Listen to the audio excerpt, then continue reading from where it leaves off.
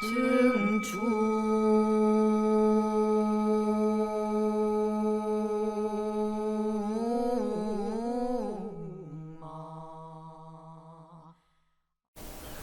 자, 사회복지 사례관리론 기초 및 모형을 시작하겠습니다. 여러분 공부 한 주 동안 준비 잘 하셨습니까? 보실까요? 그래서 우리가 기초적으로 기술을 이제 배우기 시작하는 거예요. 상담자가 오면 과거의 방식이 아니고 복지의 방식으로 상담을 가지고 과거의 방식도 불교적인 기술 가지고 두 개를 합쳐서 여러분 신도를 상담하고 복지사로서의 클라이언트 상담 오는 자들을 대면할 수 있는 기술적인 기초 이론을 안내를 해드리겠습니다. 사회복지 실천의 꽃이죠. 실전에 사용하는 거 지금 수업 들어가겠습니다. 자, 보실까요? 사회복지 기초 이론적 기초 모형이라고 나오는데요. 여기에서 생태계 이론이라고 있죠. 이론. 그 다음에 강점 관점 있고요. 인파워먼트 있고요. 해결 중심 모델이 있고요. 사회 지지망 이론이라는 게 있습니다. 자, 요 네 가지를 오늘 이렇게 좀 기술적으로 접근해서 알아놔야 되겠습니다. 첫 번째 보실까요? 생태체계 이론이라고 해서요. 사람이 딱 오시면은 그분의 환경을 보셔야 되겠다는 것이에요. 그래서 특히 환경과 그분의 인간의 관계성에 문제가 뭐가 있을까? 이렇게 접근하셔야 되겠다는 것이. 그렇게 해서 생태 체계가 어떻게 이루어졌으며 환경이 어떻게 되어서 이 사람이 문제가 있을까라고 보실 줄 알아야 된다는 것이 사람이 딱 오시면. 그래서 첫째, 상담자가 오시면은요, 신뢰를 구축하도록 하셔야 돼요. 이게 1번이죠. 두 번째요, 이분에게 오시게 되면 그분의 환경의 내용을 살펴보셔야 된다. 이 사람은 어떤 스타일이고 환경은 어떤 처진가를 보셔야 돼요. 이게 두 번째. 세 번째는요, 이분과 환경 사이에 언밸런스난, 왜 예를 들어서 그 아버지 어머니가 싸워요. 이러니까 애가 튀어나왔어. 뭐 이런 식으로. 아니면 또 남편이 속색이고 부인이 와서 상담해 라든지 자녀가 속색이니까 문제가 있어 라든지 이게 무슨 문제점의 상황을 파악을 해서요. 적합성을 찾아야 돼요. 어떻게 하면은 문제점을 해결할까라는 접근성을 가지셔야 된다 하는 것이에요. 두 번째, 이제 오시면 환경 생태 체계를 봐라. 두 번째는요, 강점 관점이라는 게 있어요. 그게 무슨 말이냐면요, 문제 해결은 어차피 좀 더 밀어놔야 돼. 왜 그냥 상황 파악을 좀 더 해야 되지 않겠습니까? 첫 번째는 환경을 보아라. 두 번째, 강점 관점이라는 이론이 있다. 그게 뭐냐 그러면은요, 그분의 재능과 자원, 그분의 장점을 보셔야 된다는 것이에요. 지금 말하자면은 문제는 단편이에요. 예를 들어서 그 신도나 젊은 애들이 와서 상담할 때 스트레스 받는 부분은 직장 나가는데 자꾸 스트레스 받아요. 부모님이 속을 새겨요. 아니면 자녀가 속을 새겨요. 아니면 무슨 고부간 갈등에 이런 것이 있을 거 아니에요. 그러나 문제는 거기겠지. 나머지 부분은 장점이 있을 수 있다. 공부를 많이 했다든지 아니면은 먹고 사는 게 넉넉한다든지. 그럼 장점을 활용해서 어떤 대책을 찾는 방법을 찾아야 되겠다는 것이에요. 그래서 그 사람의 문제점을 살펴보시고 나서 내용을 봐야 되는데, 그런데 거기에 또 볼 거는 강점에 기반한 정신보건 영역의 적용이 이제 발전되고 있는데요. 정신보건 실천가들이 클라이언트가 원하는 목표 열망에 초점을 두고 성공적으로 이끄는데 도움이 되는 서비스를 수립하도록 했다. 즉 다시 말하자면 강점의 정신력도 검토를 한다는 뜻이에요. 예, 그래서 여러분들의 그 클라이언트가 이 사람이 장점인데 자기 결정권이 있나, 또는 병리보다 그 장점을 이렇게 살펴보시고요. 동기는 강점 인식할 때 그 클라이언트 강화된다라고 봐야 되겠죠. 그런 식으로 살펴보시고요. 즉 강점의 문제는 초점의 문제 해결에 두지 아니하고요. 그 사람의 역량에 초점을 두고 사정해야 된다라는 거. 사정이라고 하는 건 뭐냐면은 조사한다는 뜻이고 연구하는 것이죠. 그래서 이 사람의 자원이나 장점이나 재능이나 그 능력이나 이런 거를 전체적으로 활용해서 목표 달성하는데 사용할 수 있도록 접근해야 된다 하는 거. 여러분, 이렇게 해서 강점, 관점의 이론 모델을 보셨습니다. 세 번째 보실까요? 임파워먼트 모델이라는 게 있어요. 이건 무슨 말이냐면 파워먼트라고 하는 것은 강점, 관점을 지향하고 있는 것도 있지만 이라고 나와요. 즉 다시 말하자면은 다른 특성도 겸하고 있다라는 것이에요. 그러니까 장점만 보는 것이 아니라 또 다른 종합적인 것을 보는데요. 클라이언트에게 자신감, 가치감을 제공하고 환경에 대한 대처 능력, 통제력 등을 인식을 심어주는 것을 한다. 자, 보실까요? 그러니까 임파워먼트 모델이라고 하는 것은 시험 문제도 그렇게 나오겠죠. 임파워먼트라고 생체 그 자료 수집 접근 방법이나 이 앞전에 했던 그 방식, 즉 다시 말하면은 강점 관점에 접근하는 걸 적어놓거나 생태체계 이론을 적어놓거나 열어놓고 문제지를 낼 때 여러분이 잘 파악해서 맞추셔야 돼요. 그래서 임파워먼트 영역을 세 가지로 나누어서 설명하겠습니다. 마일리라는 분이죠. 임파워먼트 실천의 세 가지. 첫째, 개인의 차원에서 강점, 통제력, 주관적 강점, 이것을 살펴봐서 AS, 다양한 자원을 제공받게 한다. 자, 첫 번째 명심하세요. 임파워먼트 모델의 첫째, 개인의 차원에서 이 사람을 AS에 들어간다. 두 번째 들어갈까요? 이 사람의 대인관계 차원에서 임파워먼트를 접근하는 거예요. 그러니까 대인관계 소통에 그 문제가 있구나라고 해서 이 문제를 풀어가는데 중점을 두어서 이 사람의 성별이나 교육 수준이나 사회적 지위나 새로운 기술이나 지위 습득이나 이런 것에 맞춰서 자신이 스스로 예를 들어서 어머니가 어머니답지 못하거나 어머니가 자녀 기르는데 서툰다든지, 예를 들어서 어머니가 직장 나가는데 그 집안 챙기는데 문제가 있다든지, 직장에서도 그 대인관계 소통에 장애를 일으켜서 고통을 받는다든지, 이러면 두 번째 영역으로 접근해 주셔야 돼요. 세 번째 갈까요? 사회 구조 영역으로 접근해서 그 문제를 한다는 것이에요.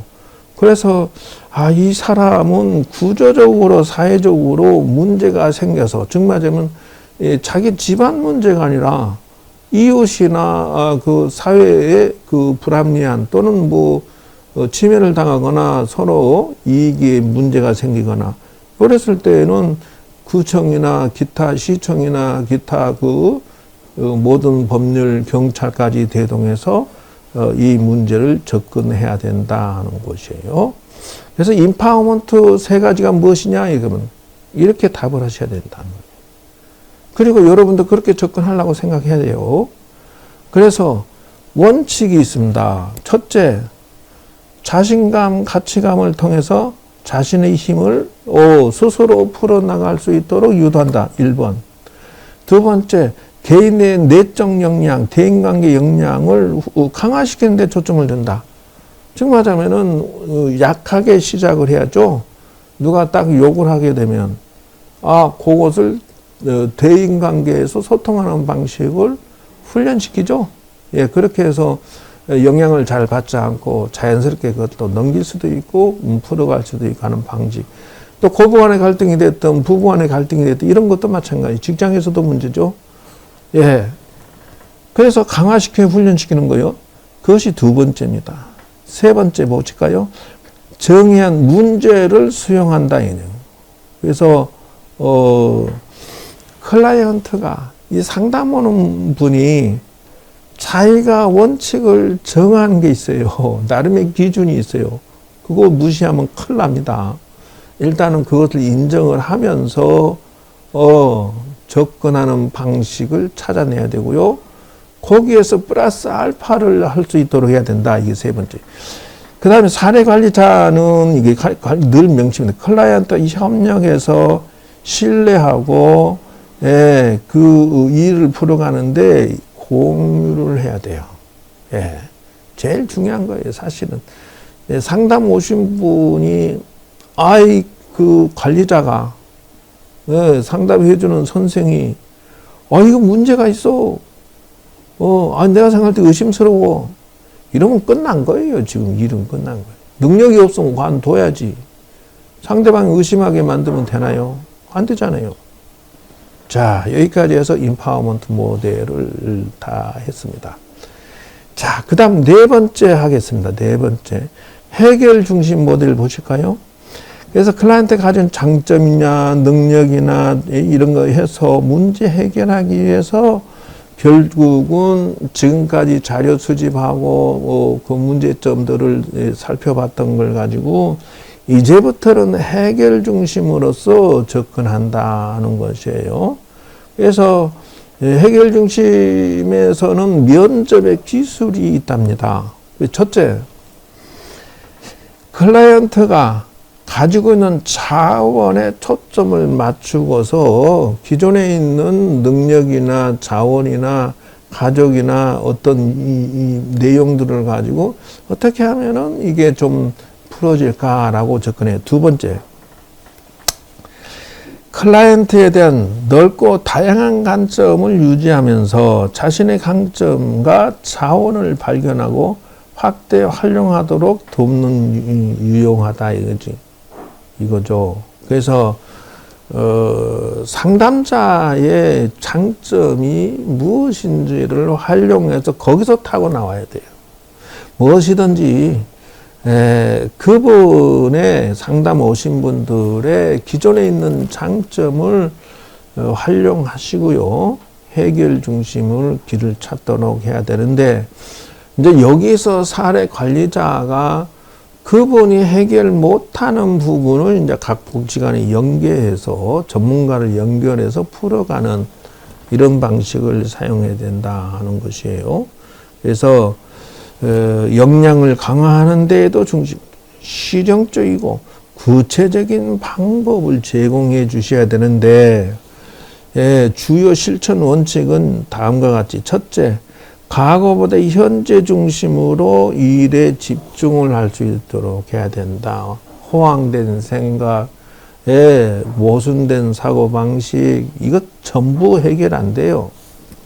현재 중심이죠. 그래서 장황하게 이론하고 생각을 늘어놔도 다 실전에서는 내가 직접 일해야 되고, 내가 직접 밥 먹어야 되고, 내가 직접 공부해야 되고, 거기서부터 출발하도록 중심을 잡아야 된다. 그래서 제가 지금까지 쭉 풀어온 인생 스타일도 실용주의입니다. 이론이 100천만 개 있어봐야 나는 그거는 중요한 것도 있지만 실제 차원에서 적용이 되는가를 주로 따져요. 다시 말하자면은 불교 경전 강의를 할 때 여러분도 알아두셔야 돼요. 이게 실전 생활에 무슨 도움이 되고 무슨 연관이 있느냐.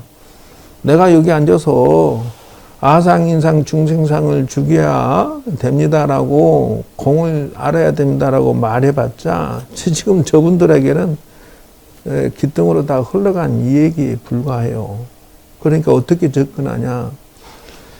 당신이 남편이 속색이요, 자식이 속색이요, 시어머니가 속색이요 라고 하면 아상을 그걸 풀어서 접근하게 해준다는 거예요. 다시 말하자면 당신의 상 중심으로 판단하지 말고 자, 시어머니 입장에서는 이렇게 하겠구나. 남편의 입장에서는 지금 뭘 하고 싶어서 저렇게 잔머리 굴리구나 아니면 농땡이 치는구나. 자식이 입장에서 경전을 아상을 내려놓고 상대 입장에서 생각을 해보고 그 다음에 내가 어떻게 할 것인가 생각해라. 뭐 이렇게 풀어줘야 된다는 것이에요. 그러니까 실용주의가 돼야 된다. 그 다음 사례 관리자는 클라이언트의 협력자로서의 위치에 서야 돼요.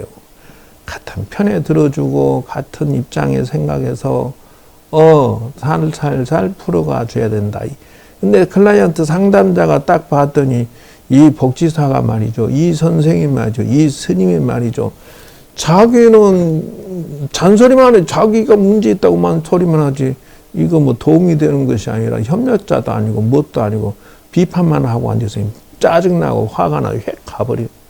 문제 있죠? 그래서 클라이언트가 원하는 삶의 모습을 탐색하기 위해서 파트너십을 형성한다. 이런 거예요. 애들이 게임 중심으로 하고 있어요. 그러면 자기도 옛날에 게임을 좀 해봤으면은 야 게임하는데 요건 이렇고 저건 저렇고 이렇게 파트너십을 해야 된다는 것이에요. 지속적으로 배우고 성장하며 변하는 존재라고 생각해야 돼요. 예. 그래서 뭐 하루아침에 한 방에 끝난다 요 생각 접으셔야 돼요. 예. 그래서 오면은 꾸준하게 성장시켜 줄 생각 가지고요. 클라이언트의 상담자의 욕구 초점 맞추고 서비스 과정은 단기적이다. 그래서 모든 면을 고려하기보다는 해결에 필요한 주요 문제에 초점을 맞추어서 개입한다. 이것이 해결 중심 모델이다는 것이에요. 다음 5번째 사회 지지망 이론이라는 게 있어요. 이게 상담자가 오면요. 사회 지지망이라는 것은 가족, 이웃, 친지, 소모임, 그 비전문적인 서비스가 중요한 사회 자원 이런 식으로 해서 그분의 주변에 인맥이나 상황 이런 거를 개발해서 나오고 있어요. 사회적 관계를 풀어나가려고 해야 된다. 거예요. 단순히 한 사람만을 보고 푸는 거 아닙니다. 절대로. 명심하셔야 돼요. 그래서 구성 간에 상호 교환되는 지적 유대를 내용으로 풀어가도록 해야 된다 하는 것이에요. 예를 들어서 가족, 이웃, 친지품의 사이 지지망이라고 하는 것은 활용할 게 무지 많다라는 것을 알고 계셔야 돼요. 그래서 집단 지역 사회의 공식적인과 비공식적인 자원을 포함해서 서비스를 할 생각까지 해야 된다. 그래서 단순히 얘기할 것이 아니라 첫째, 사회 환경의 지지는 스트레스를 완충하는 작용을 한다 하는 것을 말해요. 이쯤하자면은 가족도 응원해주고, 시댁 친족도 응원해주고, 자녀도 응원해주고, 사회에서 모든 각계층에서 서포트해주고, 응원해주면, 이 클라이언트 상담자가요, 이 환경에서부터 이 바라는 받는 그런 지지를 통해서 힘을 내는 수가 생긴다. 두 번째, 비공식 자원의 개입은 공식적인 서비스를 보완하고 공적으로 사회 비용을 절감할 수가 있다는 것이에요. 그래서 이 비공식 지원이 자기 주변에 있는 모든 것들을 자원을 활용하면, 예를 들어서 이 사람 이제 여러분 노노케어라는 것도 있어요. 그래서 자기가 알바해서 그 복지관에서 노인을 도와주는, 가서 챙겨주고 살펴주고 이야기 나눠주는 것만 해도 알바 비용을 줍니다. 뿐만 아니라 기초연금이라는 게 있어서 생활비를 타서 주기도 합니다. 이제 또 뭐 주택안정자금이라고 있어요. 그런 것도 지원해 줍니다. 이거는 공식적인 지원금이다 하는 거고요.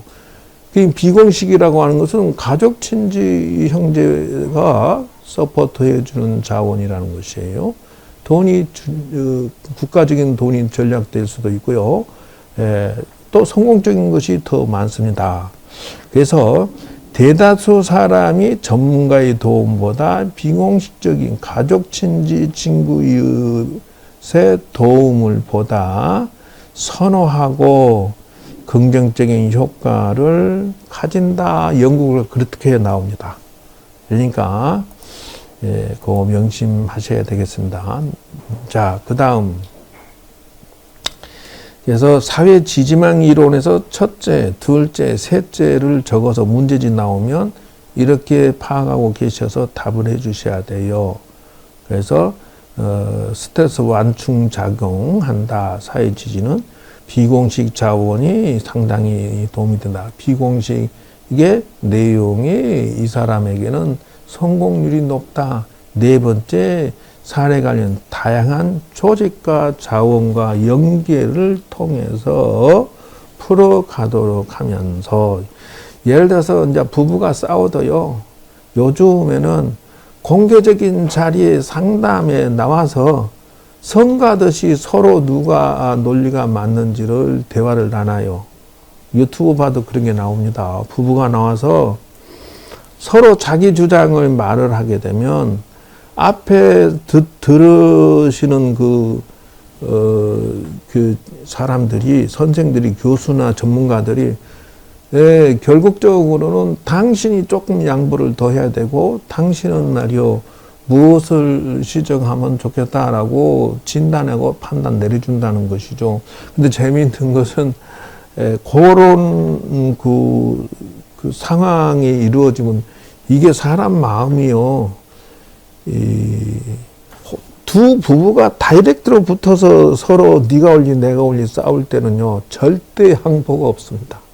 근데요, 주변 사람들의 전문가들하고 같이 토론할 때는요, 그 텔레비에 나왔다, 뭐 이런 체면이라는 게 있어서 그런지, 알았어, 내가 그러면 까짓거 뭐 청소 좀 할게. 알았어, 뭐 원하는 거 뭐야? 까짓거 뭐. 이거 남편이요, 귀마이 쓰듯이 또 이제 부인의 요구를 상당히 들어주는 경우가 있어요. 이제 그런 식으로 이 사례 관리는 다양한 조직과 자원을 연계하는 것도 공식적인, 비공식적인 것을 잘 활용을 할 필요가 있다는 것을 알아놓으셔야 됩니다.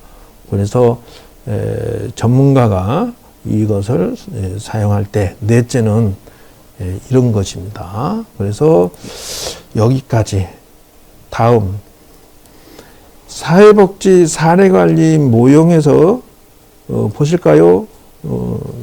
첫째, 사례관리자 유형에 따른 모형이 있고요. 사례관리 서비스 수준에 따른 모형이 있고요. 업무 초점 모형이 있고요. 사례관리 특성에 따른 모형이 있다라는 것이에요. 그래서 여러분이 그 클라이언트 상담 오신 분을 상담할 때 모형이 있다. 그래서 요 네 가지 다른 또 모형도 있구나. 자, 보실까요? 사례 관리자 유형에 따른 것이라고 해서 사례 관리를 수행하는 사례 관리자가 누구인가, 어떤 역할을 하는가에 따라서 모형이 정해진다. 알아놓으셔야 돼요. 그래서 두 번째는 서비스 수준, 사례관리 기능, 서비스 복합성. 그래서 물론 그렇죠. 여러분 어떤 선생이 잘하는 선생도 있고요. 못하는 선생도 있습니다. 근데 여러분 복지사끼리 호칭 부를 때 어떻게 부르는지 아세요? 복지사끼리는 서로 호칭을요. 선생님 해요. 과장이든 뭐 계장이든 대리든 일반 직원이든 뭐든 전부 서로 간에 무조건 선생님이라고 호칭을 해요. 학교처럼. 그러면 가만히 보면은 어떤 분은 상담하는 게 아주 능숙, 어떤 분은 떨어지는 경우도 있어요. 그래서 유형에 따라서 이 사례 관리자가 내정을 잘 해야 된다는 것이에요. 전문에 따라서. 일단 서비스 수준에서 서비스가 복합성인지 기능이 수준에 따라서 그 유형, 모형이 달라집니다. 그래서 사례 관리의 서비스가 단순한지 복합성인지를 맞춰서 복합성에 잘하는 선생, 단순 전문적으로 잘하는 선생, 요거 구분해서 해야 돼. 그 다음에 업무 초점이죠. 그래서 사례 관리의 업무성, 책임성, 기관의 유형이 달라요. 노인복지는 노인복지 중심이죠. 장애인 장애인복지 중심이죠. 청소년 청소년 중심이죠. 요양원 요양원 중심 다르죠. 다 다르잖아요. 그것처럼. 그 다음 특성에 따른 모형이다. 12가지가 있다는 것이죠. 그래서 특성에 따라서 통합형에 집중되고 관리자는 일반주의 사례 관리자가 대부분이다 하는 것이에요. 그래서 사례 관리의 전문형에 집중되어 있다는 것이에요. 전문형. 사회복지 사례 관리는 전문화가 되어 있어요. 뭐 술 끊는 거, 뭐 담배 끊는 것부터 시작해서요. 가정 뭐 파괴부터 시작해서요. 다양한 게 있습니다. 정신장애부터. 자, 다음에 보실까요? 사례관리 유형에 따른 모형이라고 있죠. 여러분 뭐 어차피요. 이 공부 조금 재미없어요. 그러나 뭐 이런 기초적인 상황을 꾸준하게 반복하고 훈습해야 시험도 잘 볼 수 있고 또 훈습을 해야 복지사 1급 자격증 따고 해야 어떻게 합니까? 지금은요, 여러분 처음 들어가면 옛날에가 참 좋았습니다. 1급 자격증 따고요, 복지관장 뭐 처음이지만 훅 하고 낙하산처럼 들어갈 수도 있었어요. 그러나 지금은 그거 안 됩니다. 여러분들은 밑에 일반 지금부터 8년을 근무해야 최소 복지관의 센터장, 요 정도의 자격으로 관장을 일하는데요. 저희들 같이 그냥 8년 근무 이렇게 성공하는 것이 매우 드뭅니다. 여러분 고생하셔서 성공했으면 좋겠습니다. 왜 그러니? 그러면 실상은 기도 스님 월급 얼마 받으세요? 170, 180, 그래 봤습니까? 옛날에는 150이었는데 요즘에 올랐다 하더라고요. 근데 여러분 복지관 직원 월급 얼마인지 아세요? 기본적으로 200이에요. 기본적으로. 그리고 호봉수 올라갑니다. 일은 늘어난 거 없어요. 그래서 8년 다니면 어느 정도 받을 것 같아요? 연봉 4천이에요. 스님, 기도 스님이 돼가지고 연봉 4천 받을 수 있을까요? 없을까요? 없어요. 10년을 해도 그 월급입니다. 10년. 뭐 수마사 같은데 뭐 그런 데가 말고 일반 절이 그렇죠. 자, 진도 나가겠습니다. 여러분 힘내시라고 상황 얘기 드렸어요. 자, 유형에 따른 모형이라고 해서요. 보실까요? 1차적 사례 관리자 모형, 일반주의 사례 관리자 모형, 그래서 전문주의 사례자 관리 모형, 또 전문 일반주의 합쳐서 모형, 치료사 관리 모형, 이렇게 해서 5가지가 있습니다. 그래서 사례관리자 유형에 따른 모형의 5가지가 있으니 요것을 불러줘서 하나를 딴 거 넣어서 5가지 중에 아닌 것은 이러고 맞히셔야 돼요. 자, 보실까요? 1번부터 1차적 보습 사례관리자 모형이라는 게 뭐냐? 보습이라고 하는 것은 건강유지입니다. 아, 이 사람이 건강한가? 예, 그래서 보건의료기관 의사가 사례관리자로서 기능을 하는 경우가 있죠. 두 번째 보실까요? 일반적인 사례관리자 모형에서요, 직접 서비스, 간접 서비스 제공하는 모형인데요. 한 명의 사례관리자가 클라이언트를 책임지기 때문에 사정, 서비스, 계획, 제공, 조정 이렇게 한다는 것이에요. 일반적인 것은 한 분이 한 분을 케어하는 것인데 이 역량에 따라서 그랬어요. 편차가 발생하고 사례관리자는 정서적 부담 및 소진 가중될 수 있다라고 하는 것. 단점은 그거예요. 정말 일반적으로 이제 만나서 상담하는데 이게 능력에 따라서 편차가 생기죠. 그 다음에 사례관리자가 말이죠. 남자인데 여자를 만났어. 여자인데 남자를 만났어. 근데 서로 불편하게 해. 이 부담 가잖아요. 예, 이런 기타 등등 다행히 많습니다. 자, 봅시다. 다음으로 세 번째 전문주의 사례관리자 모형입니다. 그래서 이 사람이 전문가가 돼가지고요, 각 학제 팀 접근 서비스 개혁이라고 해서요, 전문가 팀들이 있어가지고 각 전문가들이 이 사람을 케어를 해준다, 클라이언트는. 그래서 이 사람이 여러 선생을 이제 전전하는 거예요. 예를 들어서 이 사람이 술도 중독기가 있어. 그 전문가 선생한테 도움을 받고. 이 사람이 성격도 장애가 있어. 그럼 그쪽 선생도 만나야 되고. 이 사람이 경제도 문제가 있어. 그 선생 만나고. 이렇게, 이 사람이 가족 관계도 불화가 있어. 가족 전문 선생을 이럴 때 이게 문제가 되는 것이 뭐냐 하면, 분담한 건 전문가가 따로따로 만난 건 좀 중복과 지연이라든지 이런 어떤 욕구의 문제를, 클라이언트의 문제를 이렇게 중구난방이 섞일 수가 있어서 복잡해지는 수가 있다는 거예요. 되게 힘들 수도 있고요. 자, 다음. 전문가 일반주의 사례 모형이라고 해서요, 2개를 믹서해 놓은 것입니다. 그래서 한 명의 클라이언트를 맡는데 일반주의 사례 관리자 역할을 수행하며 필요에 따라서 전문가 팀을 연결해 준다 하는 것이에요. 그래서 선생이 이 사람을 상담하는데 지가 하다가 못하겠으면 전문가를 붙여준다는 거예요. 요게 4번입니다.